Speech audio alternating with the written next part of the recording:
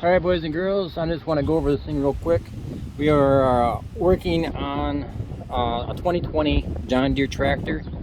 If the wind is too much for you, turn your volume down.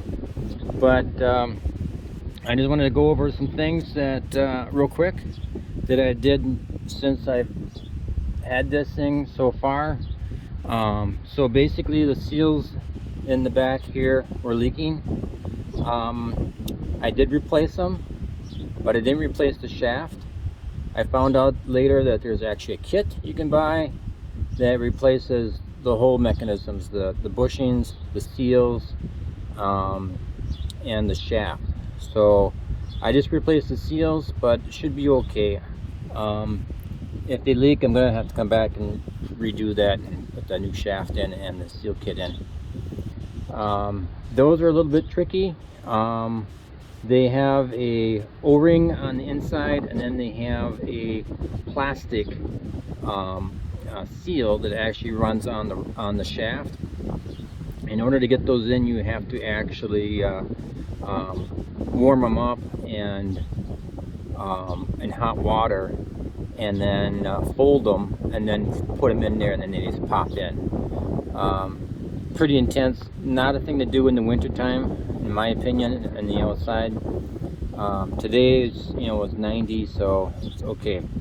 So the other thing is this thing right here, which is some kind of control valve. Two seals in here, a big O-ring and a little O-ring. Got them from John Deere. Pretty simple. Cleaned it up, take this fitting off, and that fitting off, and then clean it up and put the new O-rings on and put it back together. Just make sure that the O-rings kind of fit in there pretty snug, so they're not going to fall out when you turn it vertically. So that's kind of nice. Change the filter. Filter was okay.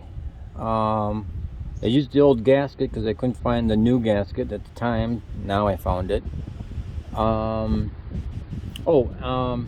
So the strainer. The strainer is on the right hand side of the tractor as you're sitting on the tractor, right below the foot thing here. There's your dipstick for the hydraulic fluid filter. So I wanted to point out, this is the new one.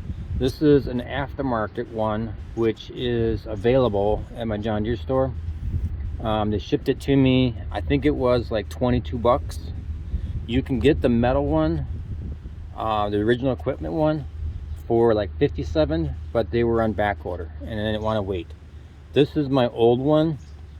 I had some of the videos you might have seen before, I pulled this out, and this is what the old one looked like. And I had to pull it out pretty hard and twist it to get it to come out. So not putting this back in, obviously. And so the new one, and I cleaned out inside of there. There wasn't much in there. It's just, there was some metal and stuff. So the new one just slides right in. I did clean up the plastic a little bit so it would slide in a little bit either, but it just slides right in, and just push it with your finger, and then you put your nut on, just like put the nut and thing on, and you're going to need a big Allen wrench, or you're going to need this guy right here, which is just a hex drive. You can get it at some places. This is actually a 1/2 inch. It won't focus. It doesn't need to focus, but it's a 1/2 inch. So you're going to need that to get that bugger. Excuse me here.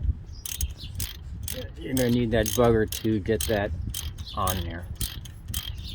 And then you just want to snug these down. There's an aluminum washer on there, so you don't have to get it super tight, but